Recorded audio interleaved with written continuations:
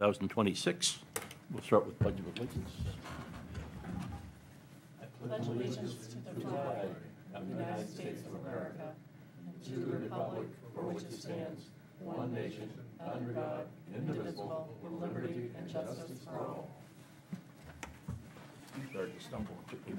I know, it just drags everybody along with you. Do that. Nobody will notice.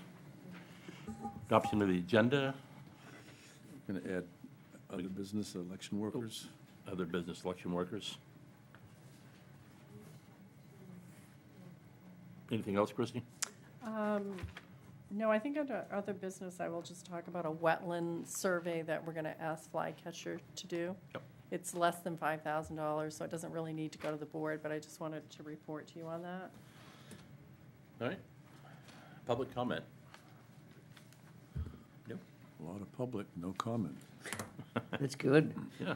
Select board announcements. I have one.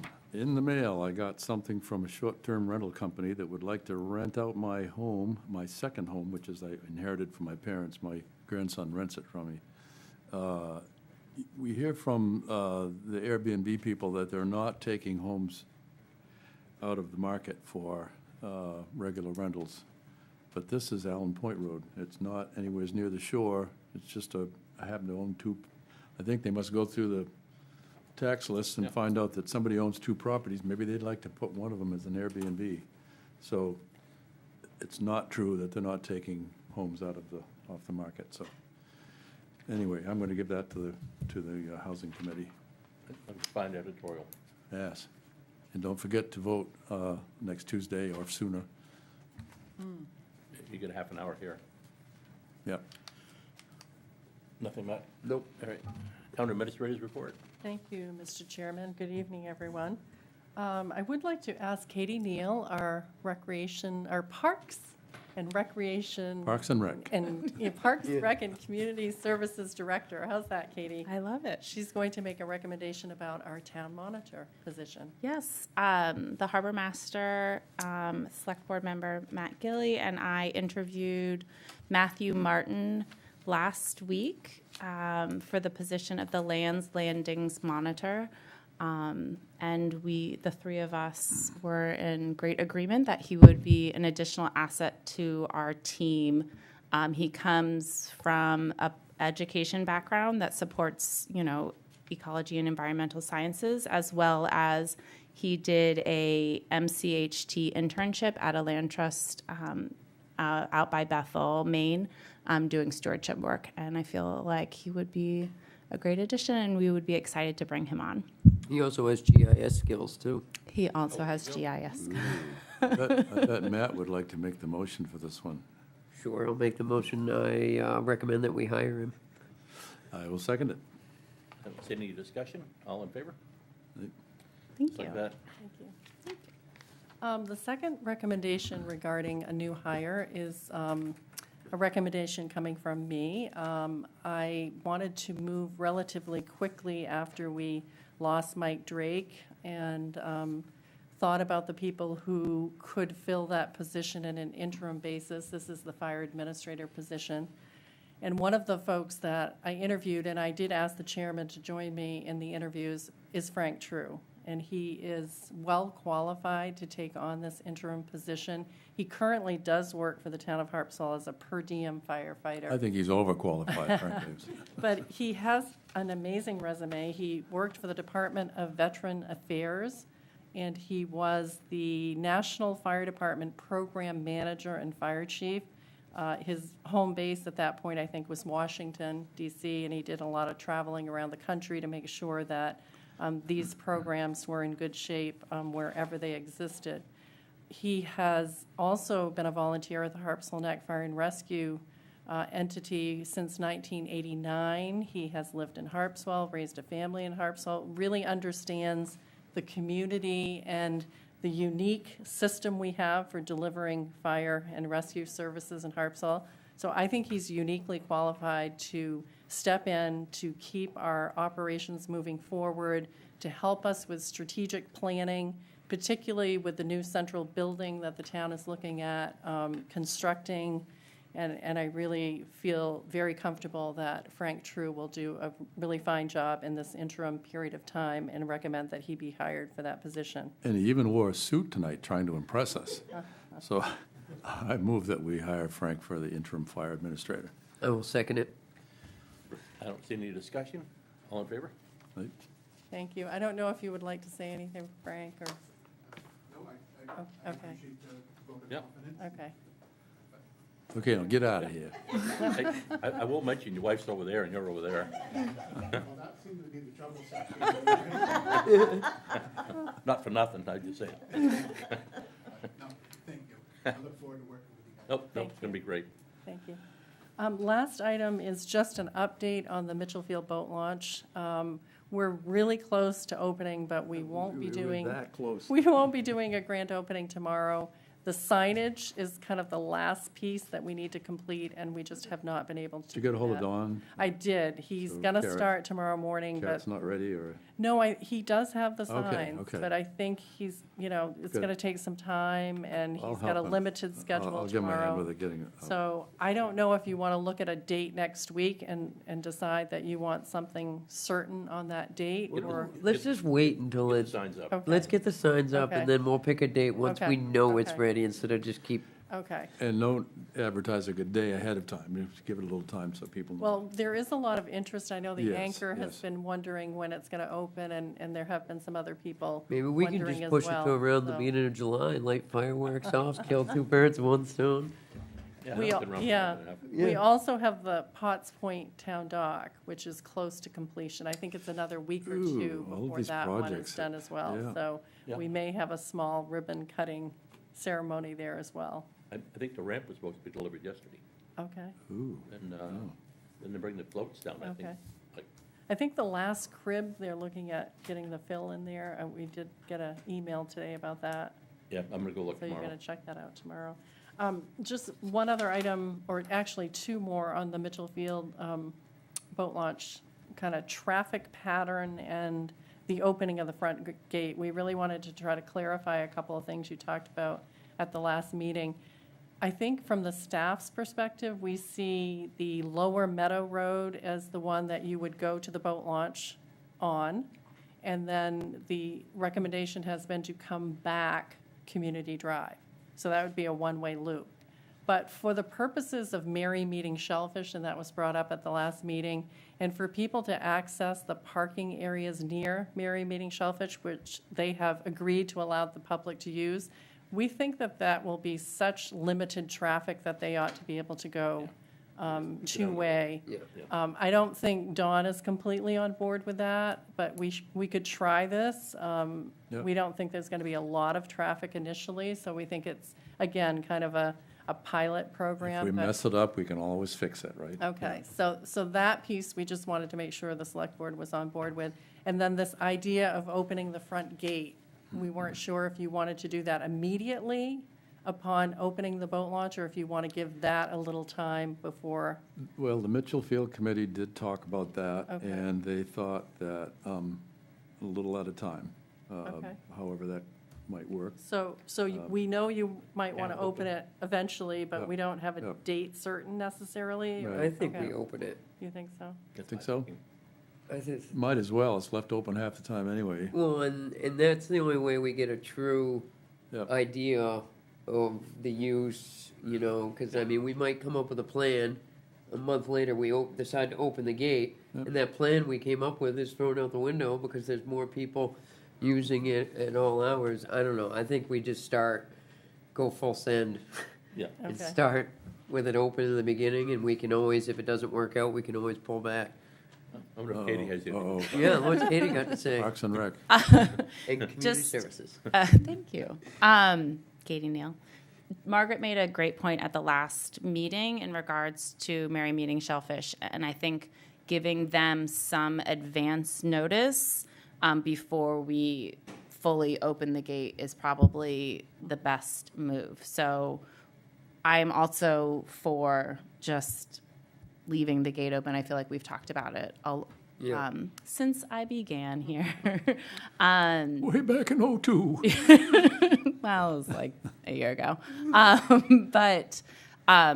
but with some lead time so that they can make whatever adjustments they want to make. We already said we'd get in contact with Matt and talk to him about it. Wonderful. Very good. Okay, I think that's the direction we needed. So we're still not setting a specific date. We want to make sure we have our signage up and we're all comfortable. And Yeah, because the trouble with the boat launch is if somebody doesn't get back before dark, they're going to be locked in. yeah, no, I Right. know, Yeah. I know. Okay. That concludes my Oh, report. All Thank right, you.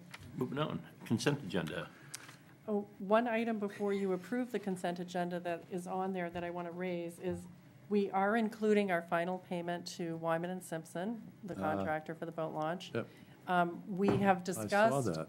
Yeah. how the contract was based on unit pricing, and that, you know, there's a little variation here and there, but we've decided, and with the board's concurrence, that we'll just stick with 100%, and it actually, we believe, benefits the town by doing that. We can, you know, complete the project. They're going to provide as-built plans, and we'll be ready to go. So we just wanted to make sure you were aware of that. And there was one final change order to the Wyman and Simpson contract. It was for about, was it $1,500 for a piece that would keep the float from moving into the ramp. Yeah. So it just had to be adjusted, two pieces, and it was a $1,500 item. So that is included in that final piece. But I think all in all, you know, they stuck closely to the price, and we didn't have any, I'm sure glad, you know, that the whole time I've been a selectman, we've been working on this boat ramp. I'm sure. Me too. I'm sure glad we've gotten, well, yeah.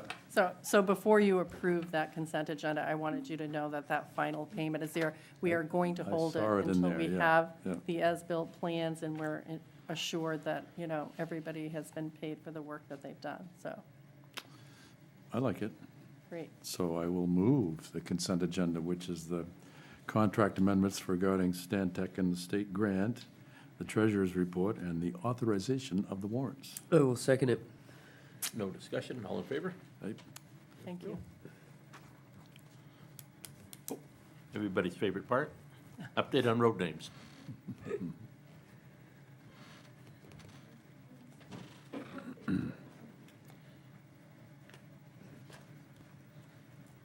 Hi, Margaret McIntyre, Town Planner. At the last Select Board meeting, I asked for 2 weeks to look into some road names and kind of the road rules and the implications of naming both the roads.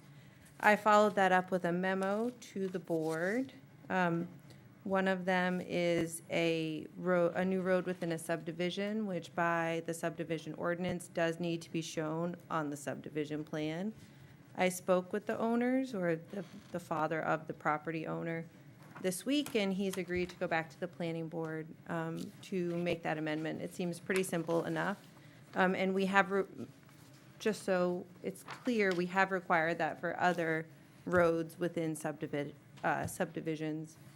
in the past. And that doesn't require a DOT curb cut for that one, right? That's off No. a private road already. Right. Yeah. The other one is behind Uncle Pete's. It kind of splits Uncle Pete's and the Harpswell Post Office. This one's a little more complicated and a little more confusing. I did about as much research as somebody can. You know, we talked to property owners, abutters. We looked through deeds. We looked through surveys.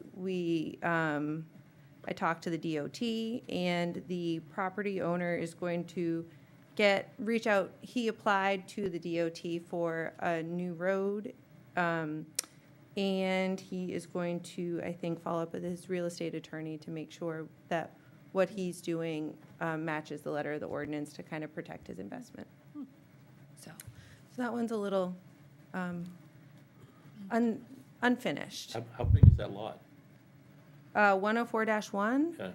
is, I think, 1.3 acres. Oh, is it? It's 525 feet long and 95. 95 feet wide.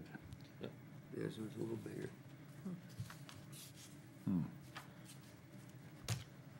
Here comes Danielle.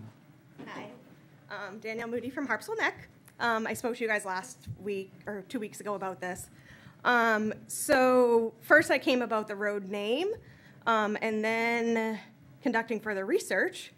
I'm a little concerned about the road because it actually doesn't comply with the town ordinance for a road.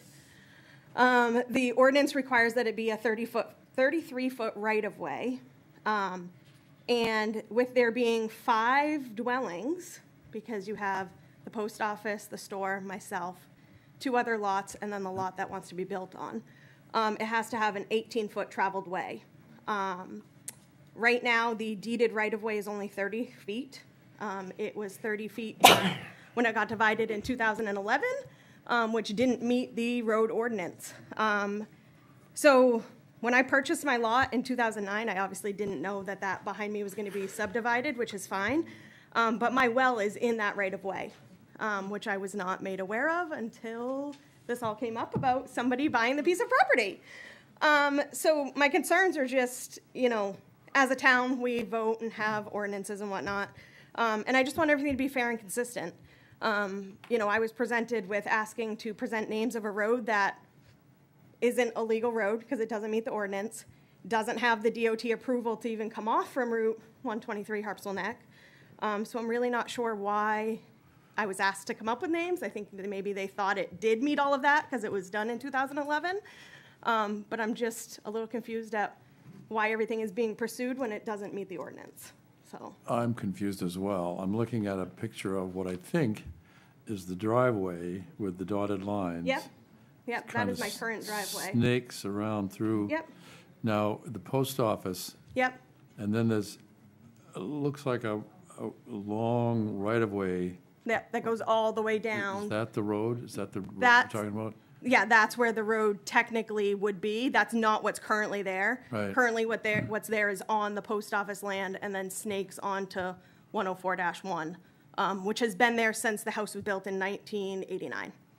That's when my house was built back there, so. When were the road specs put in, Margaret? Wait. On private roads, like my road. When my road was put in, there were no specs on subdivision roads. Yeah, this road was not put in It's until obvious. 2011. So, because there wasn't, That's what I'm a little sensitive about. The road ordinance, the current road ordinance was adopted in, I think, '02. There was a previous one, but any road that's older than '02 is grandfathered. That's why you're covered. Huh? You're older than those two, yeah. aren't you? Yeah, and this road wasn't established really until, I think, 2011 when it was divided because it was one person that owned all of that land. Right.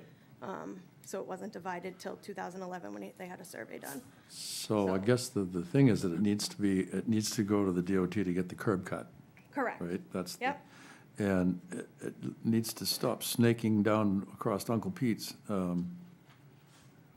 Backyard. Right, backyard. Yeah. right. Which to do that would mean my well is in the road. Gee. That's the other problem. So right now, the current, that snake's is 12 feet wide. Yeah. I measured it. I've done a lot of, I came and met with Margaret. My well is about 4 feet off from where it currently is.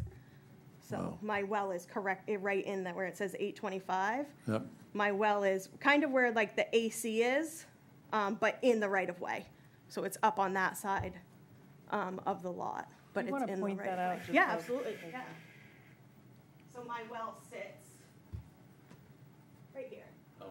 Oh, good place for it, Yeah. yeah. Which, again, when I bought, this wasn't here because this was all owned by one person. The Right. post office and all of these were owned by one person, Yeah. so. Can you sink the wellhead, like my nephew's store? We sunk it in the parking lot. Yeah, I mean, Curb over it and a manhole cover. Kind of an Yeah. uncomfortable feeling, isn't it? right, I It's mean, cheaper than a new well. They do Yeah. make guaranteed seals, though, that go on the top of a well like that. Yeah. so. Now you Yeah. have access to it.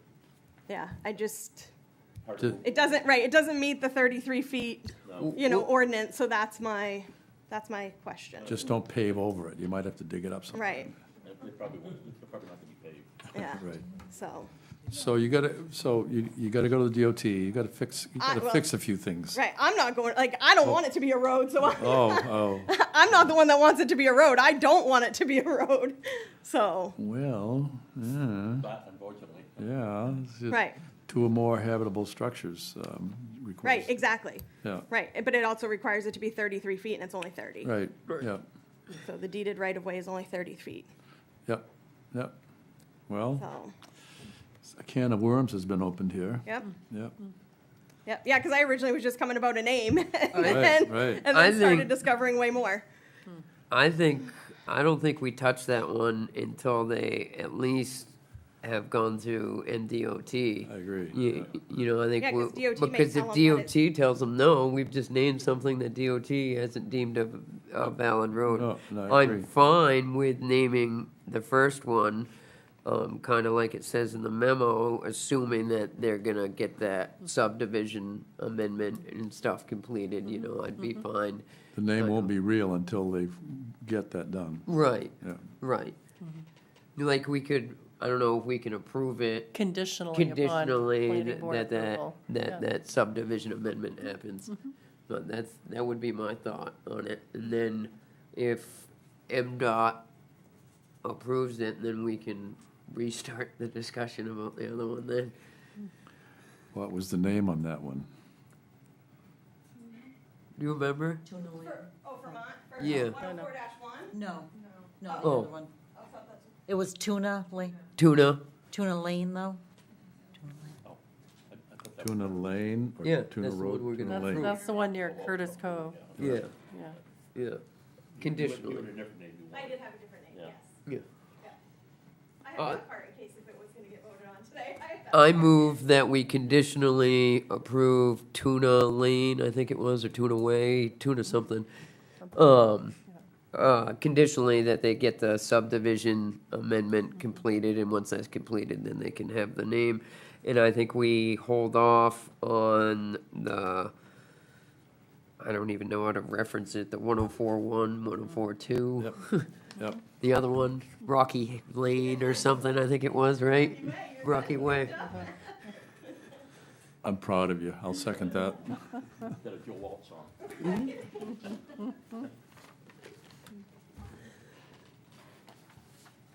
Moved and seconded. Second? Yeah, we're All in good. favor? Like, That- All right. Let's move on to Mandy. This is the fun part. So, this item involves Justin Steitzer from Maine DOT. I invited him to come to the select board meeting because we have had people reach out to the road commissioner concerned about the number of deer, the potential, vehicular traffic issues.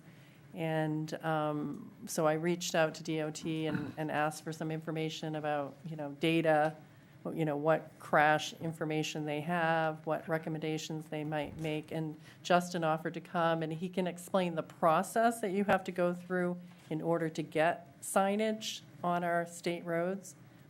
We have to go to IF&W, I think. So Justin, if you'd like to take the podium and provide some of that background and context, that'd be really helpful. how many deer do you have to hit before a sign goes up? Is that the, Well, it's really dependent, but the process is, so you can reach out to the region traffic engineer, which is what you've done. But IF&W, MD IF&W, and Maine DOT have an agreement that everything goes through IF&W first. So if IF&W approves the use of signs, then it goes back to the region traffic engineer to decide what type of sign and where they're gonna go. I had gone through and created a Google Earth KMZ with the areas that look like there's a fair amount of crashes recorded each year. But unfortunately, I'm not able to share that today. I'm happy to pass my computer around if you'd like to take a look at it, though. They have copies of your, Yeah, so Of the both two of you're them. holding up there are the current location of signs in the town of Harpswell. Right now, there's 2 bracketed areas in Harpswell, and they're both on Route 24 down on Oars Island. I gotta tell you, I've hit 2 deer myself on Route 123, almost home at night, I've hit 2 different deer. There Yeah. needs to be a sign down there. Yeah, 123 seems to be the bigger issue, just based on the data that I looked at. Yeah. There's two Well, they're two different. two spots that rise to either a moderate or high level of occurrence, and that's, a moderate is like 2 to 3 occurrences per year over at least 2 years in the last 5 years.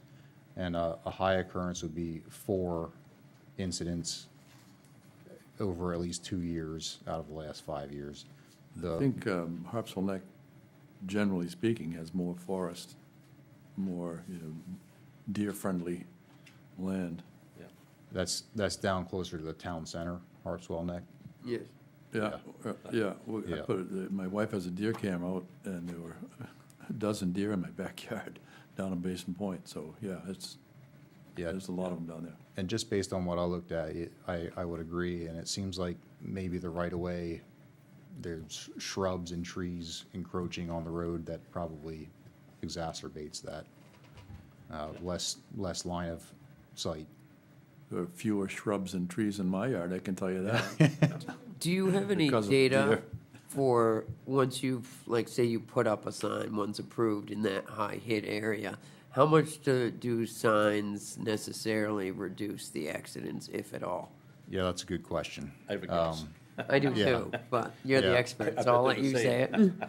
Well, I'm certainly not an expert, but I think if you look at different states, there is some evidence that it does reduce the number of collisions, but then it gets to a point where if you have too many signs, people just become used to the Right. signs and then don't pay attention to them anymore. Right. So there's a lot of other factors that play into it, speed limit, and, like I said, the habitat, adjacent habitats as far as shrubs and that kind of stuff. Up north, you'll see a sign that says a high deer hit area ahead, which is a little different than the pretty sign of the dancing deer. Yeah. But, as you say, signs, who pays any attention to them after a while, It's a Like a lovely speed limit sign. sign. Right, exactly, yeah. Yep. I think the speed limit for the most part is 35 on the road. There might be Oh, a no, couple it's spots that it's a little high. higher. But, Some of our side roads are 35. yeah, But the state. Like on 24, the 2 big spots are Tower Hill by the pond and Judkins Corner. yeah, those are the 2 that are signed, Yeah. yeah. First deer I hit was right at the speed limit sign where it goes from 30 to 40. I mean, it was right there. Huh. There's also, the data suggests that there's a site right where Mountain Road meets 24, and then up about a quarter mile from there, north. Yeah, I saw one just 2 years ago into the mountain road. Yeah. Well, we've got 200 acres back here of woods, and I'm sure there's a few deer back there. I'm sure. But yeah, the bigger ones on 123, right where the town line is, Yeah. that's mile.4 on the Yep, road. yep. And then south from there for about a mile. That stretch, that mile-long stretch is a pretty high-hit area. And then the other one's around mile 7 to mile 8.5. That's just north of the town center. Yep. The only thing I'll add is, well, I agree with what others have said, that signs, get noticed for a bit and then get ignored. I think what the bigger factor at play here is that there is a massive deer herd in this town, and there's next to no population control. And one of the only population control means we have available is hunting. And there are people that bow hunt in town, so if you live in one of these areas and you're okay with people bow hunting, you don't have to listen to a gun, they're not dressed in bright orange usually, maybe consider opening your property up to a couple ethical bow hunters, to kind of help control that population, because besides that, I mean, the only thing that's controlling them is cars. Yeah, exactly. Yeah, You want to leave your number? They can get in touch with me if they need to. just want to make the point of those who want to go out and hunt deer, our firearms ordinance is rimfire and shotgun only, so it's 22s and shotguns, but. I push but for bow hunting, but you know, because bow hunting, people don't have to hear the bang of a gun. It's Yep. safer. Yep. It's more ethical in my mind. I do both, but I mean, bow hunting, I have much more success. But isn't both those just during hunting season? Yes. Okay, just the way Yeah. I'm Yeah. hearing this Yes. description, I'm feeling like you're encouraging everybody to go out and No, go and you're gun- right, Terry. I Gun hunt should- now. and Yeah, so- no, don't go now. Only Please, during. thank you. Oh, yeah. Oh, you- Several years ago, I was building on Peaks Island, and all the tree huggers out there, their lawns were getting eaten by deer, and they finally called in the cavalry, and they had professional snipers out there, and they had freezers set up. They were butchering the deer right on site. That gets expensive, Yep. though, because the town has to pay for said sniper. Then, Yeah, they're typically doing it at night and. yeah. Yeah, but it solved the problem for a spell anyway. Yep. So one of the things to think about is you identified some places on 123 that met the high crash criteria. Yeah, the only one in the town that meets the oh. high crash criteria is on 123. It's that mile 4 to mile Yeah, 5. and we currently have no signage there. Right, no, there's none. So one of the ideas, I think I might have gotten this from you, Justin, it's used in Utah, or it mentions Utah at the bottom. If you put something near the town line, and it might have the deer symbol, and then it says for the Next 15 miles. But that's just an option, or 12 miles down the neck. Yeah, I suggest against saying, yeah, you could say 123, like there's about 7 miles worth where you're Yeah, or having a lot of 7, collisions. yeah, but I don't know what the magic number is, but, I personally would stick to shorter distances. yeah. To your yeah. migration. And it doesn't have to say migration. No. but I don't think know. they're a migratory But they have creature. orange flags, No. I don't know, it's, Yep. it's a different type You of heard from the sign. neighbors. Yeah. Yeah, we talked don't know how about the effective- flashing lights are, Yeah, I probably wouldn't go to that yet. they probably work a little better because they Do get they? your attention for Oh. sure. But then if they're adjacent to a house or something, that may be a homeowner concern, so. If we deem that that is the way to go, and it's approved by IFW, who foots the bill for the signs? The state, or, because it's a state road? I assume it's Maine DOT that Yeah. would pay for all that, yes. Yeah. Yeah. I thought so, just clarifying, Yeah. thank you. Next steps. We need to know where you would like to see signs placed, because that's what we have to go to IF&W and request. Everywhere. Specific locations, Yeah.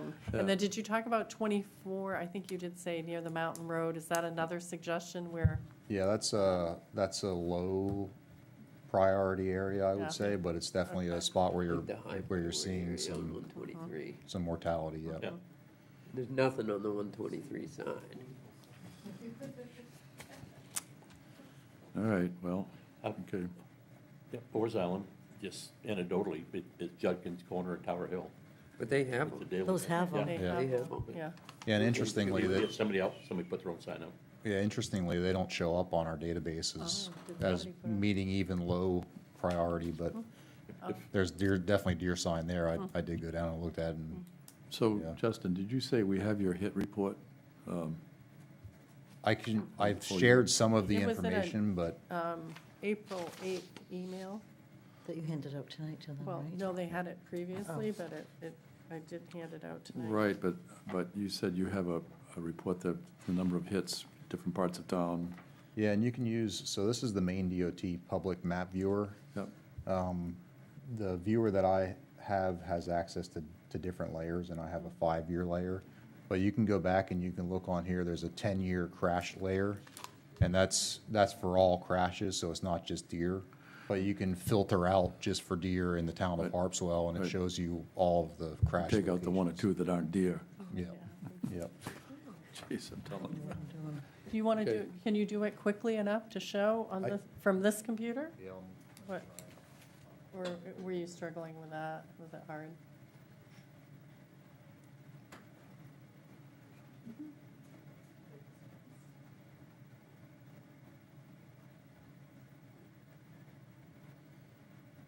Let's go to the town of Harpswell instead of doing that.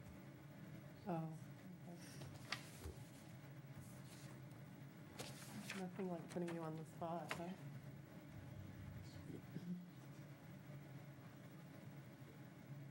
So like I said, this is 10 years. All the brown, these brown spots are the deer locations. Oh, wow.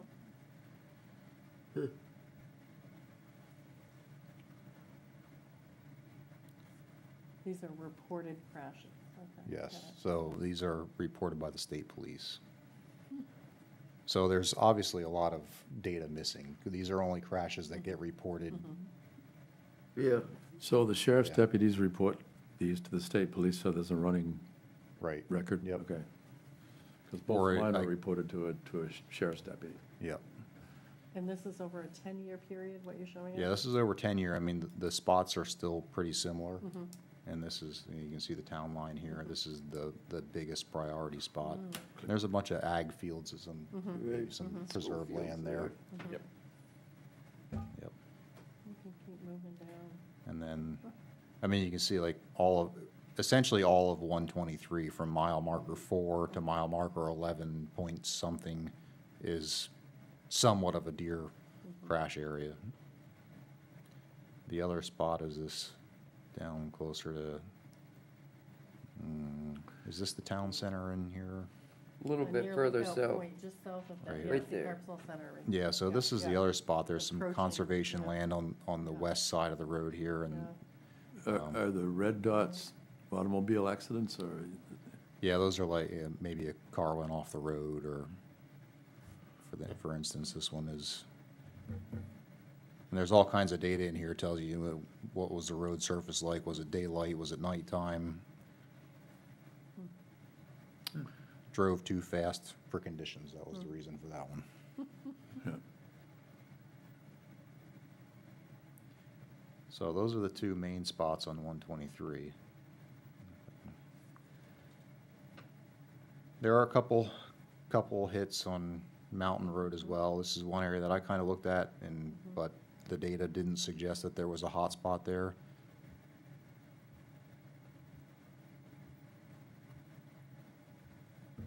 And this is the other kind of a low priority, right from the confluence of Mountain Road and 24 up to about Long Point Road. Okay, down on the gun point right there. So those are the main ones. Okay. Nothing in Cundy's Harbor, huh? No, There is. yeah, You're not Is it- showing up. Yeah, some of them didn't get reported. yeah. No. Okay. Okay, so my question is, who's going to take this data and decide where we're going to ask for signs? Well, you get to decide where you think Harpswell should ask to have these signs placed, and then Justin and I can work together on getting that information to IF&W. Right, but using that, so that we have some logical data. Well, I think Yeah. Go he by. just showed us Yeah, over yeah. at the entrance to town there on the 123 side, I think is a prime place for one. And, Yeah, there's open fields and, Yeah. and- and forest. That was Put it on kind the of thing front that deers like.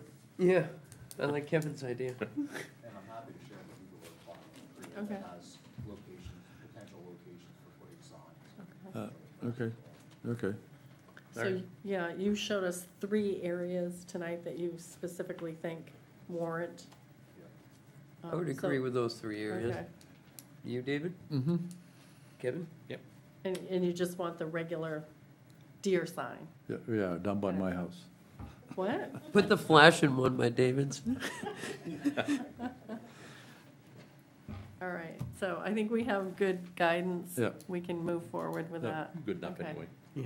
good Any enough for other what's for. information that you would need from the town, Justin? Okay. Thank you for coming. Yes, Yeah, thank thanks. you. I like Appreciate that it. map. Yeah. Yeah, that's available to everybody. There's all kinds of data on there. I want Where to, all the culverts are, large culverts, small culverts, bridges. Hey, Excellent. I'm sure our road commissioner's taking notes in the background. wait, Okay. Thank you. hey, thanks. All right. Accept donation in memory of Mike Drake. I'd like to thank the couple. I'll read the letter. yeah, We good to go? This is to the select board. On behalf of my wife Sandra and I, and me, we would like to donate $5,000 to your fire and EMS department to use as you need in memory of Mike Drake. Mike has been our neighbor and friend here at Birch Point for many years. He lived on property owned by his grandparents, Ed and Carolyn Drake, both close friends of my parents. Sadly, in December of 1974, the log cabin that they had built themselves in the 30s burnt with them inside. Holy crap. Now, Mike has gone from the same property. Mike's service to fire control here and out west is so admirable, necessary, and appreciated. Sincerely, Peter and Sandra. I cannot read their last name. Guiled. I Giles? believe. Guiled with a D, I Guile. believe. I was trying to write it out. I didn't get that Oh. far. So, Peter and Sandra Guile, if you're watching this, thank you. Thank you. Yes. Very generous. Make a motion, we accept that 5,000 donation. I will second that. All right. All in favor? Any idea what we would use it for? Well, I did talk Something- to Mike's father, and I asked him if he had some recommendations, and he said he thought training might be an area that he would like to Oh, there we see go. that I money think go that's a good toward. idea. Yeah, Thank you for reaching out Yeah. and asking that. yeah, Yeah. yeah. Actually, that Scott, Ben was trying to recruit somebody this afternoon, so we have Scott technicians in town, you know, for the bottles. Oh, the air packs, yeah. Yeah, Oh, so there's training for might that. be that- timely. Yep. All right. Set public hearing for June 18th at 6:15 regarding Quahog Bay Conservation closure. Darcy Kuchar, Harbor Master. At the last Marine Resources Committee meeting, they did vote unanimously to move the date of the annual closure earlier. They would like to see it closed on July 1st. So I was hoping you would be agreeable to set a public hearing to discuss that for your next meeting. I don't want to argue with those guys, so yes, I so move. Great. I'll second it. Yeah. The reason they do that is they leave it closed all summer to let the mud rest. Oh, yeah. And then you open it in December or November. And then rototill it. What's that? And then rototill it after Yeah, that. well, last year the ice came earlier, so Oh, yeah, they didn't right. get a jump on it. It sure did. Anyway, all in favor? Aye. Select for banking institution for bond anticipating note financing. So as the board recalls, voters approved a $6 million bond for the Central Emergency Services Building, which is proceeding. We're going to be applying to the Maine Municipal Bond Bank in the fall issue for that $6 million. When the project was at first estimated to go quicker, I was before the board asking to send out for bids for a bond anticipation note financing earlier, and then the project has slowed down, and so, or is undergoing more studies than, and is slowing down the project. And so we did not utilize that ban, but things are moving along now, and we do need another approved financing. I sent requests for bids to 6 institutions. 4 written responses were received. Androscoggin Bank at 4.79%, Bangor Savings Bank at 4.6%, Bath Savings Institution at 4.74%, and First National Bank at 6.07%. And so I am recommending that the board accept the bid from Bangor Savings Bank at 4.6%. And typically, you'll recall with a TAN or a ban, there's a motion and a long resolution that you are adopting. But because we've been through this process Right. with an earlier ban, Already did that one still stands. So just asking that you accept proceeding with Bangor Savings Bank. I will so move. Also second. I see no discussion. All in favor? Aye. Ooh. Public comment? In the end. There's only one public here. Oh, come on. I'm Dan Hobeck. I was here earlier in case Margaret needed any support, but I do have some other news that's a benefit to the town. For a number of years, Harpswell Aging at Home has had a free vegetable sharing table every one Wednesday at Kellogg Church, Orrs Island Library, and the Community Hall. And we found out 2 days ago that Mid-Host Hunger Prevention Program is already receiving produce, so we are going to be starting this next Wednesday. It was just, I thought I would let everyone know this way, because it's just been too late to get the news out any other way. And it starts about 12:30. Everything is free. The community garden will eventually support it as well as some local farmers. Individuals be bringing their produce as well. So it's an entirely free program for the people of Harpswell. Thank you. Excellent. A lot of veggies there, Matt. You won't have to worry about me taking any can. All right. You gotta have something to go with your venison, come on. No, more venison or moose. Other business So election workers? Oh, you have election workers. Go for that first, then I have one other item. Oh, Excuse me, we don't have anything. I got nothing.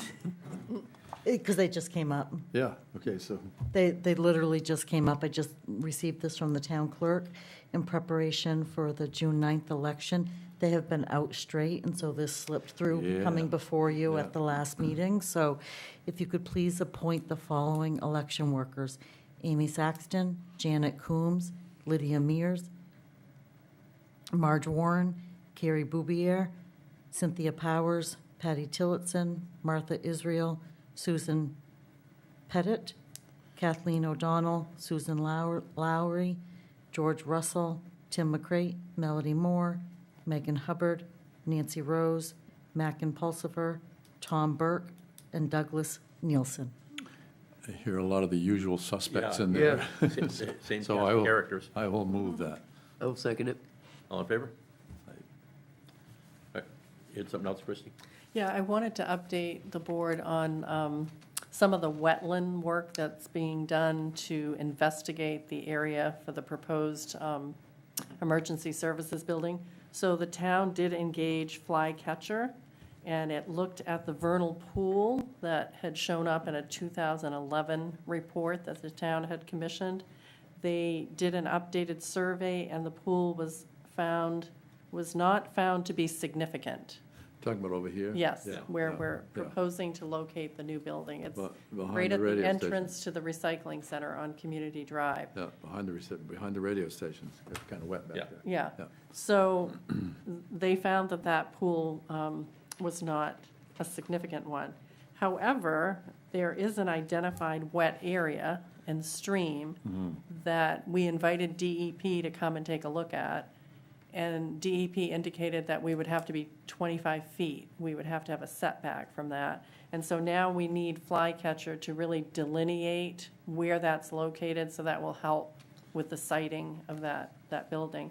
In addition, they said they would do an investigation of where we might put a septic system, kind of on potentially on the other side of Community Drive, across from where the building would be located. So they want to investigate that area as a possible septic site. I have asked our architects to review this, and assuming this covers what our architectural firm is looking for, I typically have the authority to sign anything less than, is it 5 or 6,000? 5,000. So it is under 5,000, but I wanted to make you aware of it. And I received it on June 1st. I'm asking the architects to review it to make sure it covers everything that they need for information, but I do plan to sign off on it unless you had any No, just make sure it's not 5,001. No. You'll be all set. I'll let you read what they do. But anyway, so I just want to report that out. Yeah. Yep. Good. If there's nothing else, we're adjourned. Great. I found myself during the meeting